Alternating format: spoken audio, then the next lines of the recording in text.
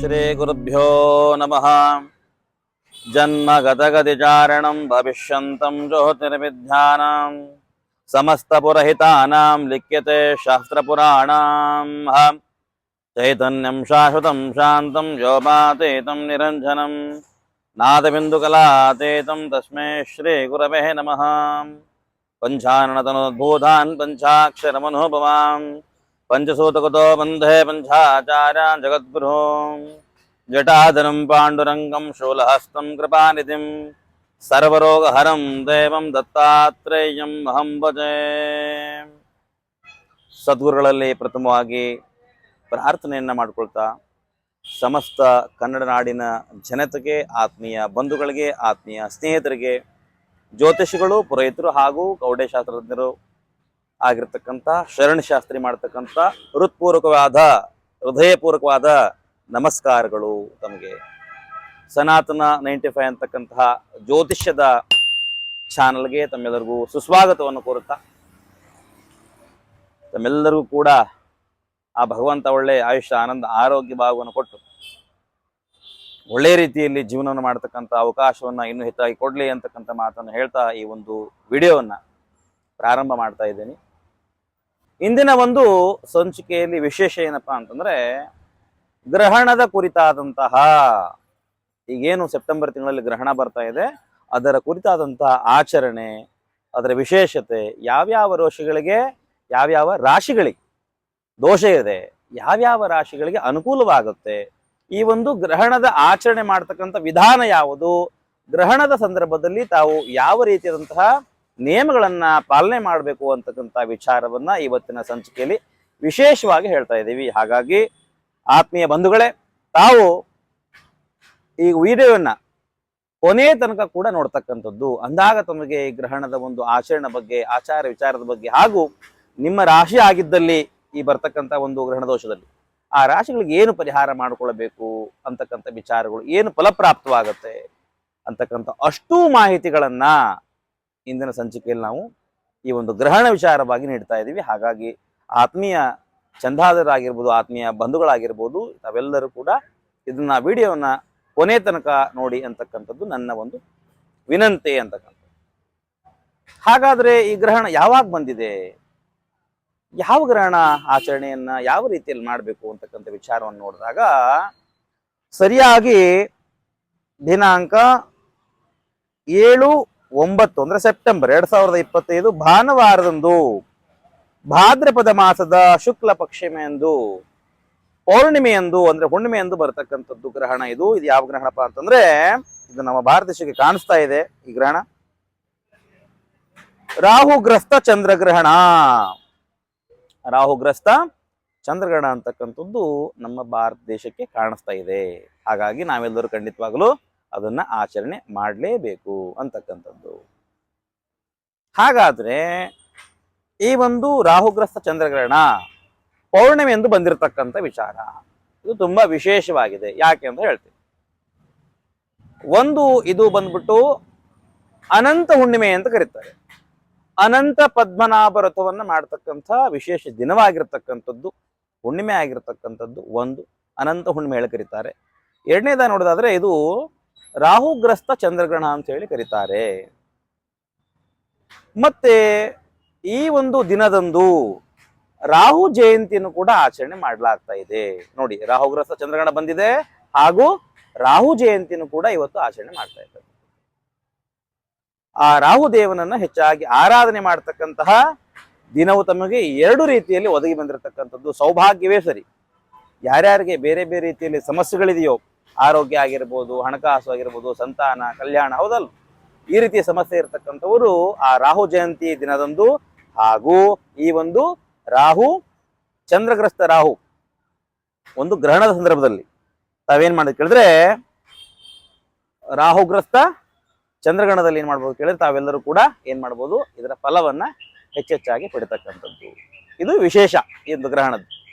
ಹಾಗೂ ಈ ಒಂದು ರಾಹುಗ್ರಸ್ತ ಚಂದ್ರಗ್ರಹಣದಲ್ಲಿ ತಾವು ಯಾವ ರೀತಿಯಾದಂತಹ ಫಲಗಳನ್ನು ನಿರೀಕ್ಷಿಸಬಹುದು ಅಂತ ಕೇಳಿದಾಗ, ನೋಡಿ, ಗ್ರಹಣ ಕಾಲ ಪ್ರಥಮವಾಗಿ ಬರ್ತಕ್ಕಂಥದ್ದು ರಾತ್ರಿ ಸರಿಯಾಗಿ ಸ್ಪರ್ಶಕಾಲ ಗ್ರಹಣದ್ದು 9:56 ಹಾಗೂ ಬಂದ್ಬಿಟ್ಟು ನಿಮೀಲನ ಕಾಲ ಬಂದ್ಬಿಟ್ಟು 11 ಗಂಟೆ, ಮಧ್ಯಕಾಲ ಬಂದ್ಬಿಟ್ಟು 11:42 ಹಾಗೂ ಉನ್ಮೀಲನ ಕಾಲ ಬಂದಕ್ಕಂತೂ 12:23 ಹಾಗೂ ಮೋಕ್ಷ ಕಾಲ ಸರಿಯಾಗಿ 1:27 ಆಗ್ತಕ್ಕಂಥದ್ದು. ಸರಿಸುಮಾರು ಈ ಒಂದು ರಾಹುಗ್ರಸ್ತ ಚಂದ್ರಗ್ರಹಣವು ಸರಿಸುಮಾರು 3.5 ಗಂಟೆಗಳ ಕಾಲ ಇರ್ತಕ್ಕಂಥದ್ದು. ಈ ಒಂದು 3.5 ಗಂಟೆಗಳ ಕಾಲ ಇರ್ತಕ್ಕಂತಹ ಗ್ರಹಣದಲ್ಲಿ ತಾವು ಏನೇನು ಮಾಡಬಹುದು ಅಂತಕ್ಕಂಥ ವಿಚಾರದ ಬಗ್ಗೆ ನೋಡೋಣ. ಹಾಗೂ ಈ ಗ್ರಹಣವು ಯಾರಿಗೆ ಶುಭ ಹಾಗೂ ಅಶುಭ ಅಂತಕ್ಕಂಥ ವಿಚಾರವನ್ನು ನೋಡೋಣ. ದೋಷ ಇರತಕ್ಕಂಥ ರಾಶಿಗಳು ನೋಡಿದಾಗ ಇದು ಬಂದ್ಬಿಟ್ಟು ಕುಂಭರಾಶಿಯಲ್ಲಿ ನಡೀತಾ ಇರ್ತಕ್ಕಂಥದ್ದು. ಎಲ್ಲಿ? ಕುಂಭರಾಶಿಯಲ್ಲಿ ನಡೀತಾ ಇರ್ತಕ್ಕಂಥದ್ದು. ರಾಹು ಹಾಗೂ ಚಂದ್ರನ ಸಮ್ಮಿಲನ ಎಲ್ಲಾಗ್ತಾ ಇದೆ? ಕುಂಭರಾಶಿಯಲ್ಲಿ ಆಗ್ತಕ್ಕಂಥ ರಾಹುಗ್ರಸ್ತ ಚಂದ್ರಗ್ರಹಣ. ಹಾಗಿದ್ದಾಗ ಯಾರ್ಯಾರಿಗೆ ದೋಷ ಅಂತಕ್ಕಂಥ ವಿಚಾರ ನೋಡಿದಾಗ ಶತಭಿಷ ನಕ್ಷತ್ರ ಕುಂಭರಾಶಿಯವರಿಗೆ ಹಾಗೂ ಪೂರ್ವ ಭಾದ್ರಪದ ನಕ್ಷತ್ರ ಮೀನರಾಶಿಯವರಿಗೆ ಇದು ದೋಷಪೂರಿತವಾದದ್ದು. ಹಾಗಾಗಿ ತಾವು ಭಯಪಡಬೇಕಂತ ಅವಶ್ಯಕತೆ ಇಲ್ಲ. ಅದಕ್ಕೆ ಖಂಡಿತವಾಗಲೂ ಕೂಡ ಒಂದಿಷ್ಟು ಪರಿಹಾರಗಳಿರ್ತಕ್ಕಂಥದ್ದು ತಾವೇ ಮಾಡಿಕೊಳ್ಬೇಕು. ಅಂತಹ ಅವಕಾಶಗಳನ್ನ ತಾವು ಮಾಡ್ಕೊಂಡಾಗ ತಮಗೆ ಅನುಕೂಲವಾಗುತ್ತೆ. ಇವು ದೋಷ ಇರತಕ್ಕಂಥ ರಾಶಿಗಳಾಯಿತು. ಇನ್ನು ಏನು ಕೇಳಿದ್ರೆ,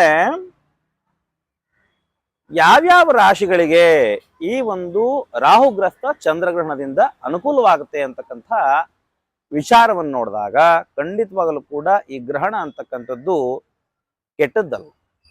ಗ್ರಹಣಾಚರಣೆ ಬಂದ್ಬಿಟ್ಟು ಭಗವಂತನನ್ನ ನಾವು ಸ್ಮರಣೆ ಮಾಡಲಿಕ್ಕೆ, ಭಗವಂತನನ್ನ ಒಲಿಸ್ಕೊಳ್ಳಿಕ್ಕೆ, ಭಗವಂತನ ಅನುಗ್ರಹ ಸದಾಕಾಲವಾಗಿ ನಮ್ಮ ಮೇಲೆ ಇರ್ಲಿಕ್ಕೆ ಭಗವಂತನೇ ಈ ಒಂದು ಗ್ರಹಗತಿಗಳೇ, ಈ ಒಂದು ಪ್ರಕೃತಿಯೇ ನಮಗೆ ಒದಗಿಸಿಕೊಟ್ಟಂತಹ ಸುವರ್ಣ ಅವಕಾಶ ಅಂತ ತಾವೆಲ್ಲರೂ ತಿಳ್ಕೊಳ್ಬೇಕು. ಈ ಸಂದರ್ಭದಲ್ಲಿ ಗ್ರಹಣ ಅಂದ್ರೆ ಕೆಟ್ಟದ್ದಲ್ಲ, ಭಯ ಪಡ್ಬೇಕದ್ದಿಲ್ಲ. ಹಾಗಾದ್ರೆ ಯಾಕೆ ಸ್ವಾಮಿ ಕೆಲವೊಂದಿಷ್ಟು ವಿಚಾರದಲ್ಲಿ ಭಯಪಡಿಸ್ತಾರೆ ನಮ್ಮನ್ನ ಅಂತ ಕೇಳಿದಾಗ, ಅಂತ ಸಂದರ್ಭದಲ್ಲಿ ನಾವು ಕೆಲವೊಂದಿಷ್ಟು ಆಚರಣೆಗಳನ್ನ ಏನ್ ಮಾಡ್ಬೇಕು, ನಿಷಿದ್ಧವಾಗಿಸ್ಕೊಳ್ಬೇಕು. ಅಂದ್ರೆ ಮಾಡಬಾರ್ದು ಅಂತ. ಅದನ್ನ ಮಾಡಿದಾಗ ತೊಂದರೆ ಆಗುತ್ತೆ ಅಂತ. ಅದನ್ನ ಮಾಡದೆ ಹೋದ ಪಕ್ಷದಲ್ಲಿ ನಾವು ದಿನನಿತ್ಯದ ಕೆಲಸಗಳನ್ನ ಮುಗಿಸ್ಕೊಂಡು ಆ ಗ್ರಹಣಕ್ಕೆ ಸಂಬಂಧಪಟ್ಟಂತ ಆಚರಣೆ ಮಾಡಿದಾಗ ನಮಗೆ ಜೀವನದಲ್ಲಿ ಉತ್ತಮವಾಗಿರತಕ್ಕಂಥ ಫಲಗಳು ಪ್ರಾಪ್ತವಾಗುತ್ತೆ ಅಂತಕ್ಕಂಥ. ಹಾಗಾಗಿ ಹೇಳ್ತಾರೆ.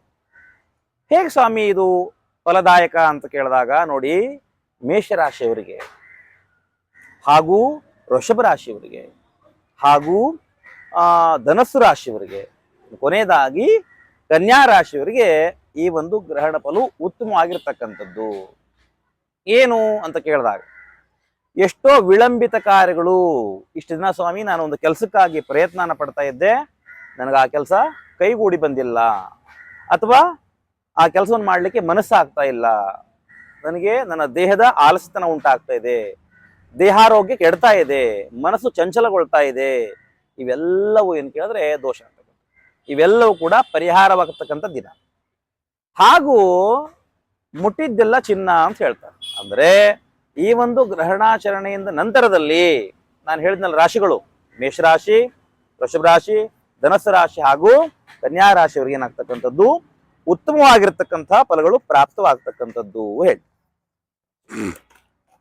ಹೇಗಪ್ಪ ಈ ಫಲಗಳನ್ನ ತಿಳ್ಕೊಳ್ಬಹುದು ಅಂತಂದಾಗ ನೋಡಿ, ವಿದ್ಯೆಗೆ ಸಂಬಂಧಪಟ್ಟ ಹಾಗೆ ನೋಡಿದಾಗ ಯಾರ್ಯಾರು ಹೈಯರ್ ಎಜುಕೇಶನ್ ಅನ್ನ ಮಾಡ್ಕೊಳ್ಬೇಕು ಅಂತಿದ್ದೀರೋ ಅವರಿಗೆಲ್ಲ ವಿಶೇಷವಾಗಿರ್ತಕ್ಕಂಥ ಫಲ ಪ್ರಾಪ್ತವಾಗ್ತದೆ. ಅವರಿಗೆ ಒಳ್ಳೆಯ ದಿನಗಳು, ಗೋಲ್ಡನ್ ಡೇಸ್ ಅಂತ ಏನ್ ಕರಿತೀರಲ್ಲ, ಅದು ಪ್ರಾಪ್ತವಾಗುತ್ತೆ. ಯಾರು ವಿಶೇಷವಾಗಿ ವ್ಯಾಪಾರ ವಹಿವಾಟುಗಳನ್ನ ಮಾಡಬೇಕು, ಒಂದು ಬಿಸ್ನೆಸ್ ಅನ್ನ ಪ್ರಾರಂಭ ಮಾಡಬೇಕು, ಒಂದು ಉದ್ಯೋಗವನ್ನು ಪ್ರಾರಂಭ ಮಾಡಬೇಕು ಅನ್ಕೊಂಡಿದ್ದೀರೋ ಅವರೆಲ್ಲರಿಗೂ ಕೂಡ ಏನಾಗ್ತಕ್ಕಂಥದ್ದು ಸಕ್ಸಸ್ ಅಂತಕ್ಕಂಥದ್ದು ಕಾಣ್ತಕ್ಕಂಥದ್ದು.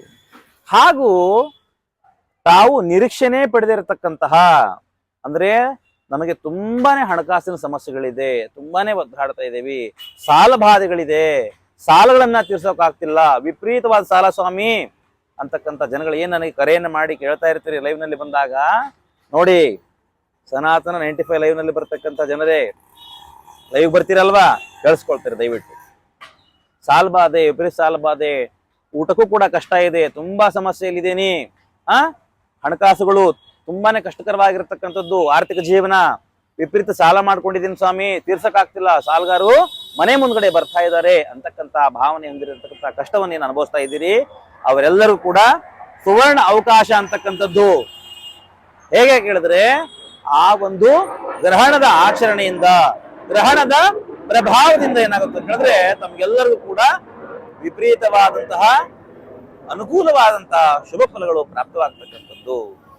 ತಮ್ಮ ನಿರೀಕ್ಷೆಗೂ ಮೀರಿದ ಹಾಗೆ, ನಿಲುಕದ ಹಾಗೆ ಕೆಲವಷ್ಟು ಧನಾಗಮನ ಆಗ್ತಕ್ಕಂಥದ್ದು. ಧನಾಗಮನ ಅಂತಂದ್ರೆ ಹಣಕಾಸು ಬರ್ತಕ್ಕಂಥದ್ದು. ಹೇಗೆ ಸ್ವಾಮಿ ಇದ್ದಕ್ಕಿದ್ದಾಗೆ ಹಣಕಾಸು ಬಂದ್ಬಿಡುತ್ತೆ, ಸಂಪಾದನೆ ಮಾಡ್ಬೇಕಲ್ವಾ ಅಂತ ಕೇಳ್ಬೋದಾಗುತ್ತೆ. ಆದ್ರೆ ಇದು ಗ್ರಹಣ ಫಲದೇ ಹಂಗೆ. ತಮಗೆ ಉದ್ಯೋಗ ಅವಕಾಶಗಳು ಹುಡ್ಕೊಂಡು ಬರ್ತಕ್ಕಂಥದ್ದು, ಅಥವಾ ತಾವು ಮಾಡ್ತಕ್ಕಂಥ ಕೆಲಸದಲ್ಲಿ ಬಡ್ತಿ ಹೊಂದತಕ್ಕಂಥದ್ದು, ಹಾಗೂ ತಾವೇನೋ ಒಂದು ಪ್ರಯತ್ನ ಪಡ್ತೀರಿ ಅಂತಂದ್ರೆ ಅವರಿಗೆ 100ಕ್ಕೆ 100ರಷ್ಟು ಫಲ ಸಿಗ್ತಕ್ಕಂಥದ್ದು. ನಿಮಗೆ ಯಥೇಚ್ಛವಾಗಿ ಒಂದು ಹಣದ ಹರಿವು ನಿಮ್ಮ ಹತ್ರ ಬರುತ್ತೆ, ಹಣಕಾಸಿನ ಅನುಕೂಲವಾಗುತ್ತೆ, ತೊಂದರೆಗಳು ನಿವಾರಣೆ ಆಗುತ್ತೆ, ಸಂಸಾರದಲ್ಲಿ ಸುಖ ಪ್ರಾಪ್ತವಾಗುತ್ತೆ, ಆರೋಗ್ಯದಲ್ಲಿ ಚೇತನ ಕಂಡು ಬರುತ್ತೆ, ದೇಹದ ಆಲಸ್ಯ ಹೊರಟು ಹೋಗುತ್ತೆ, ಮಕ್ಕಳಿಗೆ ಒಳ್ಳೆ ವಿದ್ಯಾಭ್ಯಾಸ ಪ್ರಾಪ್ತವಾಗುತ್ತೆ ಅಂತಕ್ಕಂತಹ ಶೋಭಗಳು ಪ್ರಾಪ್ತವಾಗ್ತಕ್ಕಂಥದ್ದು. ಹಾಗೂ ಎಷ್ಟೋ ಕಷ್ಟಕರವಾದಂತಹ ಕೆಲವೊಂದಿಷ್ಟು ದುಷ್ಟ ಶಕ್ತಿಯ ಪ್ರಭಾವಗಳು ನೋಡಿ, ಗ್ರಹಣಾಚರಣೆಯಲ್ಲಿ ತಾಂತ್ರಿಕ ಪ್ರಯೋಗಗಳು ಹೆಚ್ಚಾಗಿ ಮಾಡ್ತಾರೆ ಕೆಲವು ಜನ. ಕೆಟ್ಟದ್ದನ್ನ ಅದು ನಿವಾರಣೆ ಆಗಬೇಕು. ನಮ್ಮ ಮೇಲಿರ್ತಕ್ಕಂತಹ, ಮನಸ್ಸಿನಲ್ಲಿರ್ತಕ್ಕಂತಹ, ದೇಹದಲ್ಲಿರ್ತಕ್ಕಂತಹ ಹಾಗೂ ನಿಮ್ಮ ಮನೆಯಲ್ಲಿರ್ತಕ್ಕಂಥ ನೆಗೆಟಿವ್ ಕೆಟ್ಟದ್ದನ್ನ ಮಾಡಿಬಿಟ್ಟಿದ್ದಾರೆ, ಕೆಟ್ಟದಾಗ ಹೋಗಿದೆ, ಮಾಟ ಮಂತ್ರ ಮತ್ತೊಂದು ಮಗದೊಂದು, ತಿಳ್ಕೊಳ್ಳಿ. ಇವೆಲ್ಲವೂ ಕೂಡ ನಿಷ್ಕ್ರಿಯ ಆಗಬೇಕು ಅಂದ್ರೆ, ಹೋಗಬೇಕು ಅಂದಾಗ ಈ ಗ್ರಹಣ ನಿಮಗೆ ಖಂಡಿತವಾಗಲೂ ಹೆಲ್ಪ್ ಮಾಡುತ್ತೆ, ಅಂದ್ರೆ ಅನುಕೂಲ ಮಾಡತಕ್ಕಂಥದ್ದು. ಈ ರಾಶಿ ಅಂತಲ್ಲ, ಎಲ್ಲ ರಾಶಿಗಳಿಗೆ ಹೇಳ್ತಾ ಇದ್ದೀವಿ, ಶೋಫಲ ರಾಶಿಗಳ ಬಗ್ಗೆ ಹೇಳ್ತಾ ಇರ್ತಾರೆ. ಇವೆಲ್ಲವೂ ಕೂಡ ನಿಷ್ಕ್ರಿಯ ಆಗ್ತಕ್ಕಂಥ ಸಾಧ್ಯತೆ ಇರುತ್ತೆ, ಕಷ್ಟಗಳು ದೂರ ಆಗುತ್ತೆ ಅಂತಕ್ಕಂಥದ್ದು. ಹಾಗಾದ್ರೆ ನಾವು ಏನು ಮಾಡಿದ್ರೆ ನಮಗೆ ಅನುಕೂಲವಾಗುತ್ತೆ ಅಂತಕ್ಕಂಥ ವಿಚಾರವನ್ನ ಈಗ ನೋಡೋಣ. ದೋಷ ಇರತಕ್ಕಂಥ ರಾಶಿಗಳು ಶತಭಿಷ ನಕ್ಷತ್ರ ಕುಂಭರಾಶಿ, ಪೂರ್ವಾಭದ್ರಶ 4ನೇ ಚರಣ ಮೀನರಾಶಿ ಅಂತಕ್ಕಂಥದ್ದು ಇವರಿಗೆ ದೋಷಪೂರಿತ ಅಂತ ಹೇಳಿದೆ.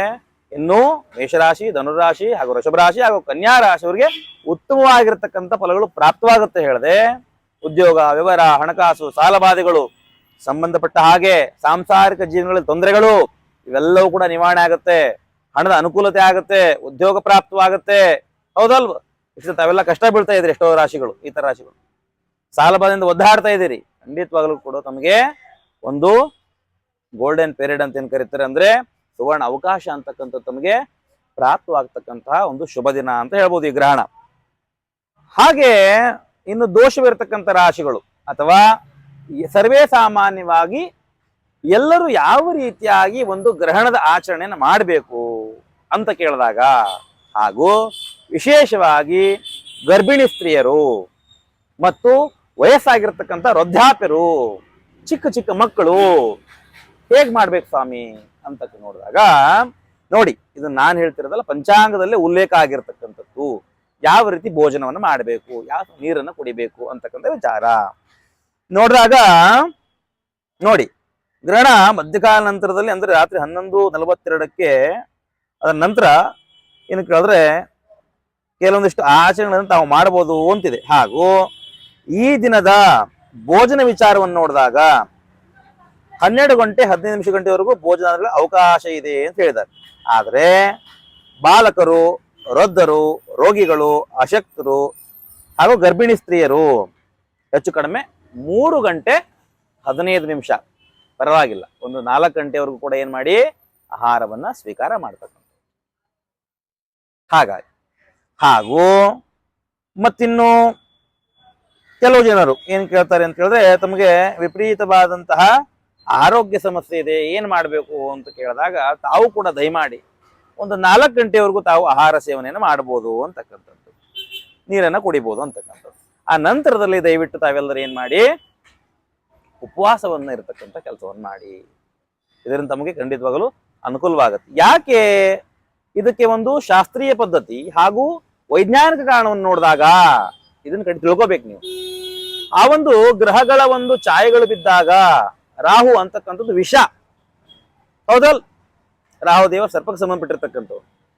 ಆ ಕಿರಣಗಳು ಏನಾಗುತ್ತೆ ಕೇಳಿದ್ರೆ ಭೂಮಿ ಮೇಲೆ ನೇರವಾಗಿ ಬಿದ್ದಾಗ ಅಲ್ಲಿರತಕ್ಕಂತಹ ಪದಾರ್ಥಗಳ ಮೇಲೆ ಆ ವಿಷ ಕಿರಣಗಳೇನಿರುತ್ತೆ, ವಿಷ ಅನಿಲ ಏನಿರುತ್ತೆ, ವಿಷ ಕಿರಣ ಏನ್ ಬೀಳುತ್ತೆ, ಛಾಯೆ ಬೀಳುತ್ತಲ್ಲ, ಅದರಿಂದ ಆರೋಗ್ಯ ಸಮಸ್ಯೆಗಳು, ಚರ್ಮ ಕಾಯಿಲೆಗಳು ಬರ್ತಕ್ಕಂಥದ್ದು, ಬುದ್ಧಿ ಮಾಂದ್ಯ ಆಗ್ತಕ್ಕಂಥದ್ದು, ದೇಹದ ಒಂದು ಅಂಗಾಂಗಗಳಲ್ಲಿ ಬದಲಾವಣೆ ಅಂತಕ್ಕಂಥದ್ದು, ಶರೀರದಲ್ಲಿ ಬದಲಾವಣೆ ಅಂತಕ್ಕಂಥದ್ದು ಇವೆಲ್ಲ ಆಗ್ತಾ ಇರುತ್ತೆ.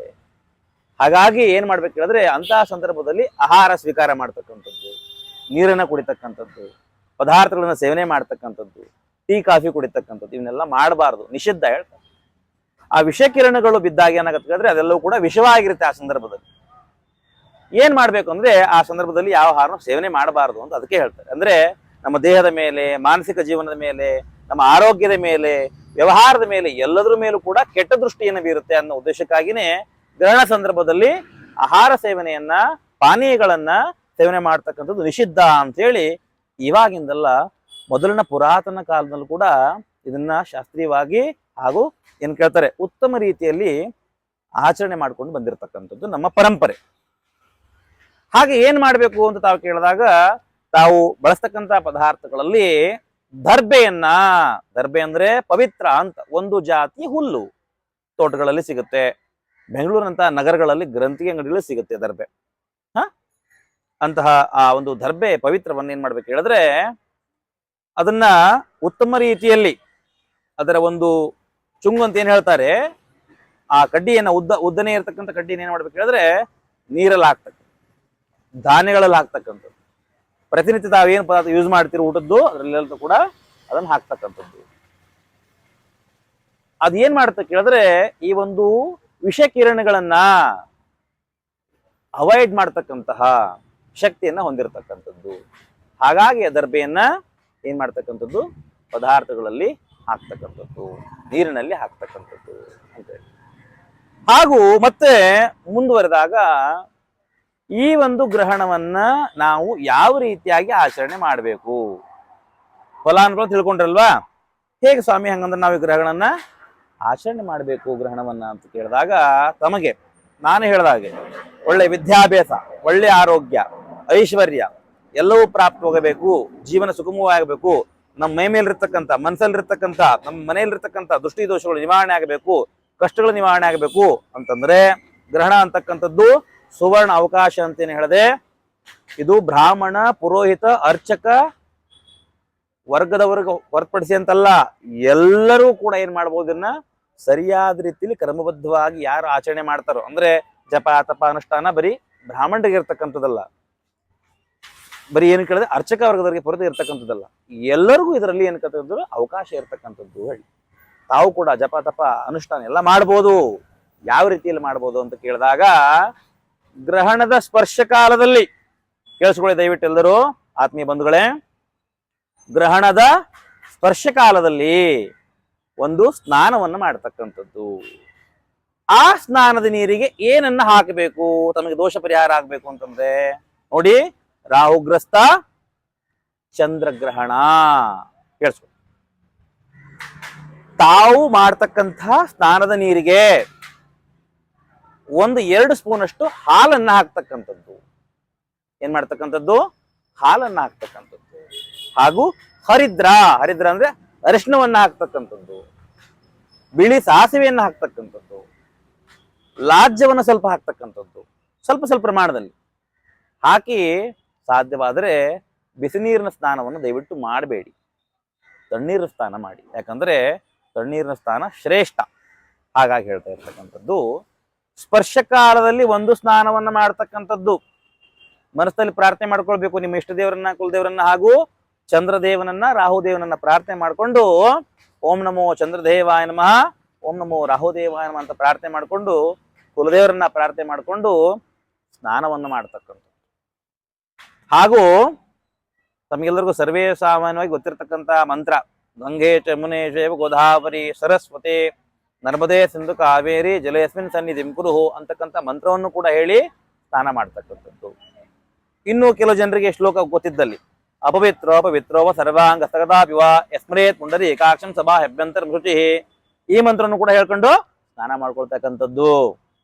ನಮ್ಮ ಆತ್ಮಶುದ್ಧಿ ಆಗ್ಲಿ, ದೇಹ ಶುದ್ಧಿ ಆಗ್ಲಿ, ಮನಃಶುದ್ಧಿ ಆಗ್ಲಿ ಅಂತಕ್ಕಂಥ ಭಾವನೆಯನ್ನು ಹೊಂದಿ ಸ್ಪರ್ಶಕ್ಕಾದಲ್ಲಿ ಒಂದು ಸ್ನಾನ ಆಯ್ತು ಸ್ವಾಮಿ, ನಾವು ಸ್ನಾನವನ್ನು ಮಾಡಿದ್ವಿ. ನಂತರದಲ್ಲಿ ಏನ್ ಮಾಡ್ಬೇಕು ಮಧ್ಯಕಾಲ ಬರೋವರೆಗೂ ಅಂತ ಕೇಳಿದಾಗ ಗ್ರಹಣ ಪ್ರಾರಂಭ ಕಾಲದಲ್ಲಿ ಸ್ನಾನವನ್ನು ಮಾಡಿದ ನಂತರದಲ್ಲಿ ತಾವು ತಮ್ಮ ಇಷ್ಟ ದೇವರನ್ನ, ಕುಲದೇವರನ್ನ ಸ್ಮರಣೆ ಮಾಡ್ತಕ್ಕಂಥದ್ದು, ಧ್ಯಾನ ಮಾಡ್ತಕ್ಕಂಥದ್ದು. ಒಂದಿಷ್ಟು ಸಮಯಗಳ ಕಾಲ, ಮಧ್ಯಕಾಲ ಬರೆಯುವವರೆಗೂ, ಒಂದು ಗ್ರಹಣ ಒಂದು ಅರ್ಧದಷ್ಟು ಬರೋವರೆಗೂ ಏನ್ ಮಾಡ್ಬೋದು ಅಂತ ಹೇಳಿದ್ರೆ, ನಿಮ್ಮ ಇಷ್ಟ ದೇವರನ್ನ, ಕುಲದೇವರನ್ನ ಜಪ ಮಾಡ್ತಕ್ಕಂಥದ್ದು, ಹಾಗೂ ಚಂದ್ರ ಹಾಗೂ ರಾಹುದೇವನನ್ನ ಜಪ ಮಾಡ್ತಕ್ಕಂಥದ್ದು. ಹಾಗೂ ತಮಗೆ ಯಾವ ಒಂದು ದೇವರ ಮೇಲೆ ಸಂಪೂರ್ಣವಾದಂತ ನಂಬಿಕೆ ಶ್ರದ್ಧೆ ಇರುತ್ತೋ ಆ ಭಗವಂತನನ್ನ ತಮ್ಮ ಅನುಷ್ಠಾನ ಬಲವನ್ನ ಸಿದ್ಧಿಪಡಿಸ್ಕೊಳ್ಳಿಕ್ಕಾಗಿ ಆ ಒಂದು ದೇವರನ್ನ, ಸ್ವಾಮಿ ನನಗೆ ಶಿವ ಅಂದ್ರೆ ಪ್ರೀತಿ, ನಂಬಿಕೆ ಜಾಸ್ತಿ, ಗಣಪತಿ ಅಂದ್ರೆ ಪ್ರೀತಿ, ನಂಬಿಕೆ ಜಾಸ್ತಿ.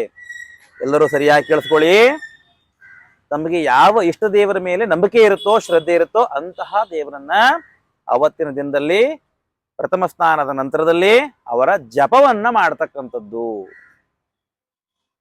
ಗ್ರಹಣ ಸಂದರ್ಭದಲ್ಲಿ ಮಾಡ್ತಕ್ಕಂಥ ಜಪ 1000 ಪಟ್ಟು ಫಲವನ್ನ ಕೊಡ್ತಕ್ಕಂಥದ್ದು. 108 ಜಪ ಮಾಡಿದ್ರೆ ಅದು ಎಷ್ಟೋ 1000 ಪಟ್ಟು ಫಲವನ್ನ ಕೊಡ್ತಕ್ಕಂಥದ್ದು. ಜಪ ಮಾಡಿ ಅಂತ ಹೇಳ್ತಾರೆ. ಹಾಗೂ ಮತ್ತೇನನ್ನು ಮಾಡ್ಬೋದು ಅಂತ ಕೇಳಿದಾಗ, ಜಪನ ಹೊರತುಪಡಿಸಿ ತಮ್ಮ ಮನೆಯಲ್ಲಿ ಶಿವಲಿಂಗ ಇದ್ದಲ್ಲಿ, ಗಣಪತಿ ವಿಗ್ರಹ ಇದ್ದಲ್ಲಿ, ಅಥವಾ ಬೇರೆ ಬೇರೆ ವಿಗ್ರಹಗಳು, ಲಕ್ಷ್ಮೀನಾರಾಯಣ ವಿಗ್ರಹ ಇದ್ದಲ್ಲಿ, ಆ ವಿಗ್ರಹಗಳಿಗೆ ನೀರಿನಿಂದ ಅಭಿಷೇಕ ಮಾಡ್ತಕ್ಕ, ಬರೀ ಜಲಾಭಿಷೇಕ ಮಾತ್ರ. ಏನ್ ಮಾಡ್ತಕ್ಕಂಥದ್ದು? ಜಲಾಭಿಷೇಕವನ್ನ, ನೀರಿನಿಂದ ಅಭಿಷೇಕವನ್ನ ಮಾಡ್ತಕ್ಕಂಥದ್ದು. ಹಾಗೂ ಆ ವಿಗ್ರಹಗಳಿಗೆ, ಮನೆ, ದೇವರ ಮನೆ ಹಾಗೂ ವಿಗ್ರಹಗಳಿಗೆ ಒಂದು 3 ದರ್ಬೆಗಳು, 3 ದರ್ಬೆ ಕಡ್ಡಿಗಳು ಅಥವಾ 6 ದರ್ಬೆ ಕಡ್ಡಿಗಳು, ಸಾಧ್ಯವಾದ್ರೆ 3 ತಗೊಳ್ಳಿ. ಆ 3 ದರ್ಬೆ ಕಡ್ಡಿಗಳನ್ನ ಈ ರೀತಿಯಾಗಿ ಜಾಯಿಂಟ್ ಮಾಡಿ ಏನ್ ಮಾಡ್ತಕ್ಕಂಥದ್ದು, ಒಂದು ಕೂರ್ಚವನ್ನ ರೆಡಿ ಮಾಡ್ತಕ್ಕಂಥದ್ದು. ಆ ಕೂರ್ಚವನ್ನ ರೆಡಿ ಮಾಡಿ ಆ ವಿಗ್ರಹದ ಮೇಲಿಟ್ಟು ಏನ್ ಮಾಡ್ತಕ್ಕಂಥದ್ದು, ವಿಗ್ರಹವನ್ನ ಸ್ಪರ್ಶಿಸಿದೆ ಅಂದ್ರೆ ಅಭಿಷೇಕ ಕಾಲದಲ್ಲಿ ಅದನ್ನ ಸ್ಪರ್ಶ ಮಾಡದೇನೆ ಏನ್ ಮಾಡ್ಬೇಕು, ಅದಕ್ಕೆ ಜಲವನ್ನ ಹಾಗೆ ಅಭಿಷೇಕವನ್ನು ಮಾಡ್ತಕ್ಕಂಥದ್ದು. ಶಿವನ ವಿಗ್ರಹ ಇದ್ದಲ್ಲಿ ಓಂ ನಮ ಶಿವಾಯ ಅಂತ ಹೇಳಿ ಮಾಡಿ, ಗಣಪತಿ ವಿಗ್ರಹದಲ್ಲಿ ಓಂ ನಮೋ ಮಹಾಗಣಪತಿ ನಮ, ಓಂ ಗಂ ಗಣಪತಿ ನಮ ಅಂತ ಮಾಡಿ ಅನುಕೂಲವಾಗುತ್ತೆ. ಶ್ಲೋಕ ಗೊತ್ತಿದ್ದಲ್ಲಿ ಶ್ಲೋಕವನ್ನು ಹೇಳಿ ಅಭಿಷೇಕವನ್ನು ಮಾಡಿ, ಖಂಡಿತವಾಗಲೂ ಅನುಕೂಲವಾಗುತ್ತೆ. ಈ ರೀತಿಯಾಗಿ ಗ್ರಹಣದ ಒಂದು ಮೋಕ್ಷ ಕಾಲದವರೆಗೂ ಏನ್ ಮಾಡ್ಬೋದು, ತಾವು ಅಭಿಷೇಕವನ್ನು ಮಾಡಬಹುದು. ಹಾಗೆ ಏನು ಕೇಳಿದ್ರೆ ಜಪ ಹಾಗೂ ಅಭಿಷೇಕ ಅಂತ ಆಯ್ತು. ಇನ್ನು ಕೆಲವು ಜನರಿಗೆ ಅಂದ್ರೆ ಅರ್ಚಕ ವರ್ಗದವರಾಗಿರ್ಬೋದು, ಅಥವಾ ಬ್ರಾಹ್ಮಣ ವರ್ಗದವರಾಗಿರ್ಬೋದು, ಅಥವಾ ಪೌರೋಹಿತ್ಯ ವರ್ಗದವರಾಗಿರ್ಬೋದು, ಏನ್ ಮಾಡ್ಬೋದು ಅಂತ ಕೇಳಿ ದಯವಿಟ್ಟು ಯಾರು ಕೂಡ ಏನು ಕೇಳಿದ್ರೆ, ಅಂತಹ ಸಂದರ್ಭದಲ್ಲಿ ತಮಗೆ ಉಪಯುಕ್ತವಾಗಿರತಕ್ಕಂಥ ಮಾಹಿತಿ, ಯಾರು ಈ ಸಂದರ್ಭದಲ್ಲಿ ಅಗ್ನಿಹೋತ್ರವನ್ನು ಮಾಡ್ತಾರೋ, ಅಂದ್ರೆ ಹೋಮವನ್ನು ಮಾಡ್ತಾರೋ, ಅವರಿಗೆ ಕೋಟಿ ಹೋಮಗಳನ್ನ ಮಾಡಿರ್ತಕ್ಕಂಥ, ಕೋಟಿ ಅಗ್ನಿಹೋತ್ರಗಳನ್ನ ಮಾಡಿರ್ತಕ್ಕಂಥ ಪುಣ್ಯಫಲ ಪ್ರಾಪ್ತವಾಗ್ತಕ್ಕಂಥದ್ದು. ಹೇಳಿ, ಗ್ರಹಣ ಕಾಲ ಸಂದರ್ಭದಲ್ಲಿ ತಮ್ಮ ಇಷ್ಟ ದೇವರನ್ನ, ಕುಲದೇವರನ್ನ ಅನುಷ್ಠಾನ ಮಾಡ್ತಕ್ಕಂಥ ದೇವನವನ್ನ ಬಲಪಡಿಸ್ಕೊಳ್ಬೇಕು. ಆ ಶಕ್ತಿ ತಮಗೆ, ಆ ದೇವರು ತಮಗೆ ಸಿದ್ಧಿಯನ್ನು ಉಂಟು ಮಾಡಬೇಕು. ಆ ಒಂದು ದೈವಿಕ ಶಕ್ತಿ ತಮಗೆ ಪ್ರಾಪ್ತವಾಗಬೇಕು. ಆ ದೈವಿಕ ಶಕ್ತಿಯನ್ನು ತಾವು ಕೂಡ ಪಡೆದುಕೊಂಡು 4 ಜನರಿಗೆ ಉಪಯುಕ್ತವಾಗಿರ್ತಕ್ಕಂಥ ಸಮಾಜ ಸೇವೆಯನ್ನ ಮಾಡಬೇಕು, ತಮ್ಮ ಜೀವನ ಕೂಡ ಚೆನ್ನಾಗಿರ್ಬೇಕು ಅಂತ ಪಕ್ಷದಲ್ಲಿ ಅಗ್ನಿಹೋತ್ರವನ್ನು ಮಾಡಿ ಹೋಮವನ್ನು ಮಾಡ್ತಕ್ಕಂಥದ್ದು. ಚಂದ್ರದೇವನಿಗೆ, ರಾಹುದೇವನಿಗೆ ಹವಿಸ್ಸು ಕೊಡ್ತಕ್ಕಂಥದ್ದು. ಘೃತ, ತಿಲ ಹಾಗೂ ಸಸ್ರೂಪ ಮುಖೇನವಾಗಿ ಹಾಗೂ ಲಾಜ್ಯ ಮುಖೇನವಾಗಿ ಏನ್ ಮಾಡ್ತಕ್ಕಂಥದ್ದು, ಹವಿಸ್ಸನ್ನ ಕೊಡ್ತಕ್ಕಂಥ. ಹಾಗೂ ಆ ಒಂದು ದೇವರ ಕುರಿತಾಗಿ ಒಂದು ಸಂಕಲ್ಪವನ್ನು ಮಾಡಿ ತಮಗಿರ್ತಕ್ಕಂಥ ಅಷ್ಟೂ ರೀತಿಯಾದಂತಹ ಸಂಕಷ್ಟಗಳು, ತೊಂದರೆಗಳು, ಪೀಡೆಗಳು ಎಲ್ಲವೂ ಕೂಡ ನಿವಾರಣೆ ಆಗಬೇಕು. ಇನ್ನು ಅನುಷ್ಠಾನ ಬಲ, ಅನುಗ್ರಹ, ಕೃಪೆ, ಆಶೀರ್ವಾದ ಅಂತ ಏನ್ ಕರಿತೀರಿ, ಇವೆಲ್ಲವೂ ಕೂಡ ನಮ್ಗೆ ಪ್ರಾಪ್ತವಾಗಬೇಕು ದೇವ ಅಂತ ಹೇಳಿ ಮನಸ್ಸಲ್ಲಿ ಪ್ರಾರ್ಥನೆ ಮಾಡಿಕೊಂಡು ಆ ಒಂದು ಹೋಮವನ್ನು ಮಾಡತಕ್ಕಂಥದ್ದು. ಹಾಗೂ ಎಷ್ಟು ಜಪವನ್ನ ಮಾಡಿರ್ತೀರೋ ಅಷ್ಟು ಹವಿಸನ್ನ ಕೊಡ್ತಕ್ಕಂಥದ್ದು, ಹಾಗೂ ಅಷ್ಟು ಅದಕ್ಕೆ ತಕ್ಕನಾದಂತ ಅರ್ಘ್ಯವನ್ನ ಕೊಡ್ತಕ್ಕಂಥದ್ದು. 3 ಬಾರಿ, 9 ಬಾರಿ, 11 ಬಾರಿ, 21 ಬಾರಿ, 24 ಬಾರಿ ಹಾಗೂ 54 ಬಾರಿ, 108 ಬಾರಿ ಅರ್ಘ್ಯವನ್ನು ಕೂಡ ಕೊಡ್ತಕ್ಕಂಥದ್ದು ವಿಶೇಷ. ಅದ್ರ ಬಗ್ಗೆ ಮಾಹಿತಿ ಇರ್ತಕ್ಕಂಥವ್ರು ಖಂಡಿತವಾಗಲೂ ಕೂಡ ಅದನ್ನು ಮಾಡಿ ತಮಗೆ 100% ಏನಾಗುತ್ತೆ, ರಿಸಲ್ಟ್ ಬರುತ್ತೆ ಅಂತಕ್ಕಂಥದ್ದು 100ಕ್ಕೆ 100ರಷ್ಟು ತಮಗೆ ಒಳಿತಾಗುತ್ತೆ ಅಂತಕ್ಕಂಥ ವಿಚಾರ ಆಯ್ತು.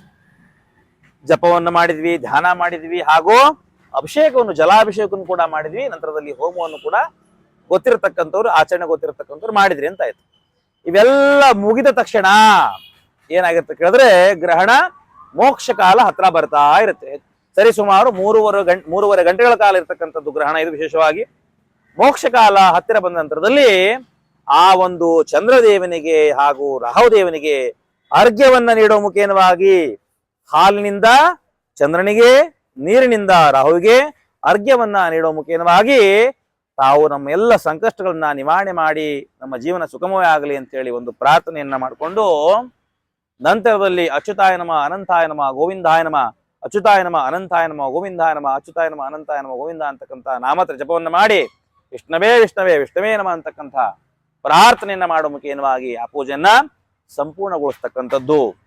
ನಂತರದಲ್ಲಿ ಮೋಕ್ಷ ಕಾಲಕ್ಕೆ ಮತ್ತೊಂದು ಬಾರಿ ನಾನು ಹೇಳಿದಾಗೆ ಹಾಲು 1 ಸ್ಪೂನಷ್ಟು, 1 ಚಮಚದಷ್ಟು ಹಾಲನ್ನ, ಸ್ವಲ್ಪ ಹರಿದ್ರ ಅಂದ ಅರಿಶಿನವನ್ನ, ಬಿಳಿ ಸಾಸಿವೆಯನ್ನ ಹಾಗೂ ಸ್ವಲ್ಪ ಉಪ್ಪನ್ನ, ನೋಡಿ ಎರಡನೇ ಬಾರಿಗೆ ಮೋಕ್ಷ ಕಾಲಕ್ಕೆ ಸ್ವಲ್ಪ ಉಪ್ಪನ್ನ, ಹಾಗೂ ಮತ್ತೇನು ಹೇಳಿದೆ ಲಾಜ್ಯ, ನಿಮಗೆ ಗ್ರಂಥಿಗೆ ಅಂಗಡಿಗಳು ಸಿಗುತ್ತೆ, ಅದನ್ನ ಹೋಮಕ್ಕೆ ಯಥೇಚ್ಛವಾಗಿ ಪುರೋಹಿತರು ಅರ್ಚಕ ವರ್ಗದವರು ಬಳಸ್ತಾರೆ.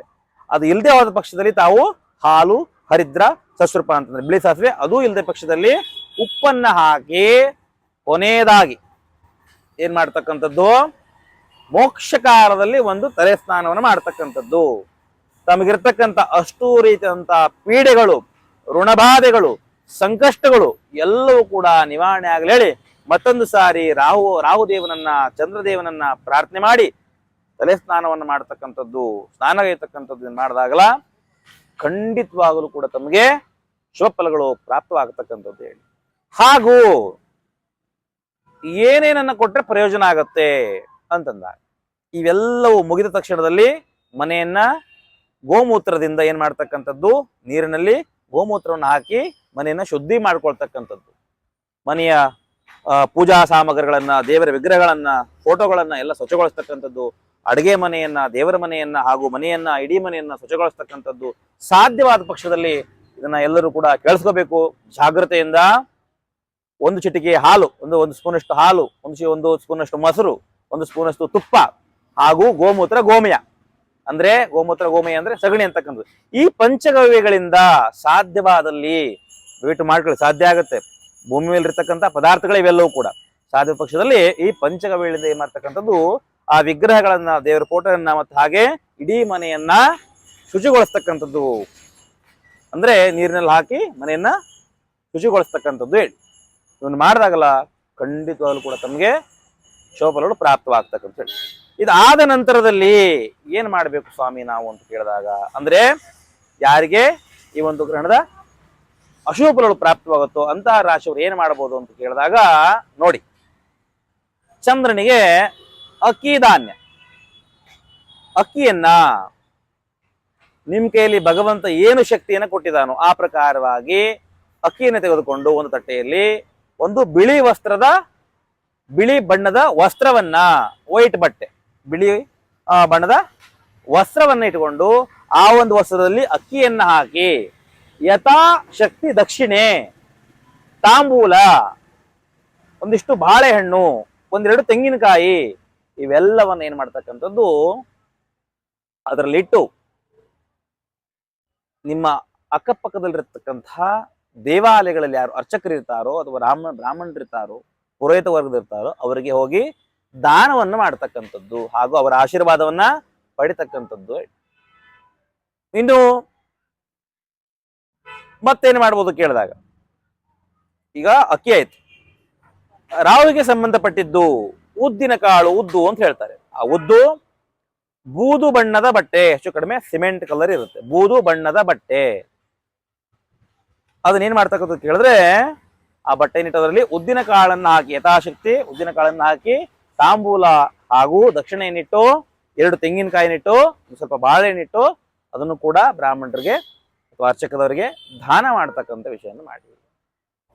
ಇನ್ನು ಕೆಲವೊಂದಿಷ್ಟು ರಾಶಿಗಳಿಗೆ ಸಂಬಂಧಪಟ್ಟ ಹಾಗೆ ನೋಡಿದಾಗ ಧನುರ್ ರಾಶಿಯವರು ಏನ್ ಮಾಡ್ಬೇಕು ಅಂತ ಕೇಳಿದ, ಅಂದ್ರೆ ಶೋಫಲಗಳಿದೆ ಅವರಿಗೆ ಶುಭಫಲಗಳಿದ್ದೂ ಕೂಡ ಏನು ಮೇಷರಾಶಿಯವರಿಗೆ, ವೃಷಭರಾಶಿಯವರಿಗೆ, ಧನುರಾಶಿಯವರಿಗೆ, ಕನ್ಯಾ ರಾಶಿ ಶುಭ ಫಲಗಳಿದ್ದೂ ಕೂಡ ಅಂದ್ರೆ ಒಳ್ಳೆಯ ಫಲಗಳು ಪ್ರಾಪ್ತವಾದರೂ ಕೂಡ ಅವ್ರು ಏನ್ ಮಾಡ್ಬೇಕು ಅಂತ ಹೇಳಿದ್ರೆ ಅವರಿಗೆ ಹೆಚ್ಚಿನದಾಗಿ ಆ ಒಂದು ಗ್ರಹಗಳ ಆಶೀರ್ವಾದ ಬಲ ಅಂತಕ್ಕಂಥದ್ದು, ಈ ಒಂದು ಗ್ರಹಣದ ಪ್ರಭಾವಗಳು ಅವರು ಹೆಚ್ಚೆಚ್ಚಾಗಿ ಪರಿಣಾಮವನ್ನು ಬೀರಬೇಕು, ಅಭಿವೃದ್ಧಿಯನ್ನು ಕಾಣಬೇಕು ಅಂದ್ರೆ ದಯಮಾಡಿ ತಾವೆಲ್ಲರೂ ಏನ್ ಮಾಡಿ ಅಂತ ಕೇಳಿದ್ರೆ ಮೇಷರಾಶಿಯವರು ಹಾಗೂ ವೃಷಭ ರಾಶಿಯವರು ಹಾಗೂ ಕನ್ಯಾ ರಾಶಿಯವರು ಹಾಗೂ ಈ ಧನುಸ್ಸು ರಾಶಿಯವರು ಏನ್ ಮಾಡಿ ಕೇಳಿದ್ರೆ ಬಡವರಿಗೆ ಸಾಧ್ಯವಾದರೆ ಗ್ರಹಣ ಕಾಲದ ನಂತರದಲ್ಲಿ ಒಂದಿಷ್ಟು ಅನ್ನದಾನವನ್ನು ಮಾಡಿ, ದಯವಿಟ್ಟು ಅನ್ನದಾನವನ್ನು ಮಾಡಿ.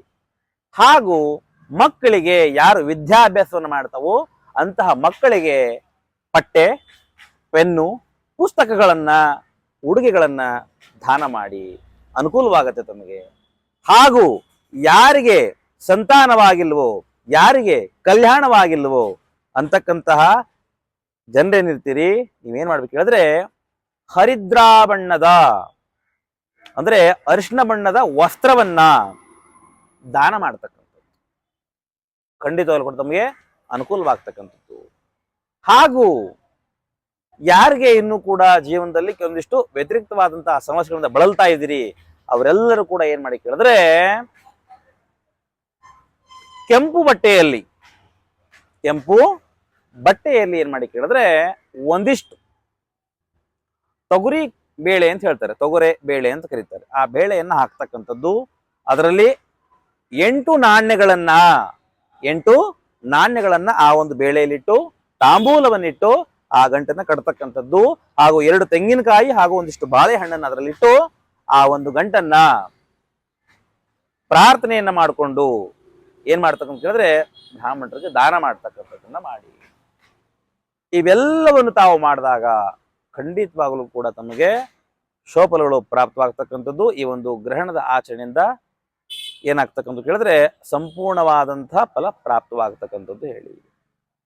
ಇಷ್ಟು ರೀತಿಯಾದಂತಹ ಈ ಗ್ರಹಣದ ಆಚರಣೆ ಹಾಗೂ ವಿಧಾನ ಹಾಗೂ ಯಾರಿಗೆ ಫಲ ಸಿಗ್ತಕ್ಕಂಥದ್ದು, ಅಶೋಫಲ ಯಾರಿಗೆ, ಶೋಫಲ ಯಾರಿಗೆ ಅಂತಕ್ಕಂಥ ವಿಚಾರಗಳು ಈ ಒಂದು ಗ್ರಹಣದಲ್ಲಿ ಬರ್ತಕ್ಕಂಥದ್ದು. ಹಾಗೂ ಇನ್ನೊಂದು ವಿಶೇಷ ಏನು ಕೇಳಿದ್ರೆ ಈ ಒಂದು ಸಂದರ್ಭದಲ್ಲಿ ತರ್ಪಣವನ್ನು ಕೊಡ್ತಕ್ಕಂಥದ್ದು ಉತ್ತಮ ವಿಧಾನ ಹೇಳ್ತಾರೆ. ಹಾಗಾಗಿ ತರ್ಪಣ ಕೊಡ್ತಕ್ಕಂಥದ್ದು ರಾತ್ರಿ 11:42 ಮೇಲೆ, ರಾತ್ರಿ 11:42 ಅಂದ್ರೆ ಹೆಚ್ಚು ಕಡಿಮೆ ಮಧ್ಯಕಾಲ ಇರುತ್ತೆ. ಆ ಮಧ್ಯಕಾಲ ಸಂದರ್ಭದಲ್ಲಿ ತರ್ಪಣ ಕೊಡ್ತಕ್ಕಂಥವ್ರ ಪಿತೃಗಳಿಗೆ ಅವರು ಕೊಡಬಹುದು ಅಂತಕ್ಕಂಥದ್ದು ವಿಚಾರ, ಅವರಿಗೆಲ್ಲರೂ ಕೂಡ ಅನುಕೂಲವಾಗುತ್ತೆ ಅಂತಕ್ಕಂಥದ್ದು. ಹಾಗೂ ತಾವುಗಳು ಏನ್ ಮಾಡಿ ಕೇಳಿದ್ರೆ ಈ ಗ್ರಹಣ ಕಾಲ ಸಂದರ್ಭದಲ್ಲಿ ಸಾಧ್ಯವಾದಷ್ಟು ಆ ಭಗವಂತನನ್ನ ಸ್ಮರಣೆ ಮಾಡ್ಕೊಳ್ತಕ್ಕಂಥದ್ದು. ನೋಡಿ, ಗ್ರಹಣ ಕಾಲದಲ್ಲಿ ನಿದ್ರೆ ಮಾಡ್ತಕ್ಕಂಥದ್ದು ಸೂಕ್ತವಲ್ಲ. ಹಾಗೂ ನಿದ್ರೆ ಮಾಡಬಾರ್ದು ಹೇಳಿ ಎಷ್ಟೋ ಜನರ ಕೈಯಲ್ಲಿ ಮೊಬೈಲ್ ಫೋನ್ಗಳನ್ನ, ಟಿವಿ ನೋಡ್ತಕ್ಕಂಥದ್ದು, ಮೊಬೈಲ್ ಫೋನ್ ನೋಡ್ತಕ್ಕಂಥದ್ದು, ಪುಸ್ತಕ ಓದ್ತಕ್ಕಂಥದ್ದು ಇವನ್ನೆವನ್ನು ಮಾಡಬಾರ್ದು, ನಿಷಿದ್ಧ. ಏನ್ ಮಾಡ್ಬೇಕಂಗಂದ್ರೆ ಗ್ರಹಣ ಕಾಲದಲ್ಲೇ ಸಾಧ್ಯವಾದಷ್ಟು ಭಗವಂತನ ಸ್ಮರಣೆ ಮಾಡಬೇಕು. ಆವಾಗ 100% ತಮಗೆ ಒಳ್ಳೆ ರಿಸಲ್ಟ್ಗಳು ಸಿಗುತ್ತೆ. ಇದು ಸತ್ಯವಾದದ್ದು ಅಂತಕ್ಕಂಥ ಮಾತು. ಇದನ್ನ ನಾನು ಹೇಳ್ತಾ ಇಲ್ಲ, ಈ ಪಂಚಾಂಗದಲ್ಲಿ ಏನಿದೆಯೋ ಅಂತಹ ಪರಿಪೂರ್ಣವಾಗಿರತಕ್ಕಂತಹ ಮನುಷ್ಯರ ಜೀವನಕ್ಕೆ ದಾರಿ ದೀಪವಾಗಿರತಕ್ಕಂಥ ಅರ್ಚಕ ವರ್ಗದ ನಮ್ಮಂತಹ ಪುರೋಹಿತರಿಗೆ, ಅರ್ಚಕ ವರ್ಗಕ್ಕೆ, ಜ್ಯೋತಿಷಿಗಳಿಗೆ ಅನುಕೂಲವಾಗಿರತಕ್ಕಂಥ ಪಂಚಾಂಗ ಗುರು ಏನಿದೆ, ಈ ಒಂದು ಗುರುವಿನ ಮುಖೇನವಾಗಿ ಅನ್ನತಕ್ಕಂಥದ್ದು ಈ ವಿಚಾರಗಳನ್ನು ನಾನು ಹೇಳ್ತಕ್ಕಂಥ. ಹಾಗಾಗಿ ತಾವೆಲ್ಲರೂ ಕೂಡ ಏನ್ ಮಾಡಿ ಕೇಳಿದ್ರೆ ಈ ಒಂದು ಗ್ರಹಣವನ್ನ ಸರಿಯಾದ ರೀತಿಯಲ್ಲಿ ಆಚರಣೆ ಮಾಡಿ ತಮ್ಮೆಲ್ಲರಿಗೂ ಕೂಡ ಆ ಒಂದು ಗ್ರಹಗಳ ಸಂಪೂರ್ಣವಂತ ಫಲ ಪ್ರಾಪ್ತವಾಗಲಿ. ಅವತ್ತು ಪೌರ್ಣಿಮೆ ಆಗಿರೋದ್ರಿಂದ ಅನಂತ ಹುಣ್ಣಿಮೆ ಅಂತ ಕರೀತಾರೆ. ಅನಂತ ಪದ್ಮನಾಭ ವ್ರತ ಅವತ್ತು ವಿಶೇಷವಾಗಿರ್ತಕ್ಕಂಥ ದಿನ, ಅವತ್ತು ವ್ರತಾಚರಣೆ ಆಗಿರ್ತಕ್ಕಂಥದ್ದು. ಅಥವಾ ವ್ರತವನ್ನ ಮಾಡ್ತಕ್ಕಂತಹ ವಿಶೇಷವಾಗಿರ್ತಕ್ಕಂಥ ದಿನ.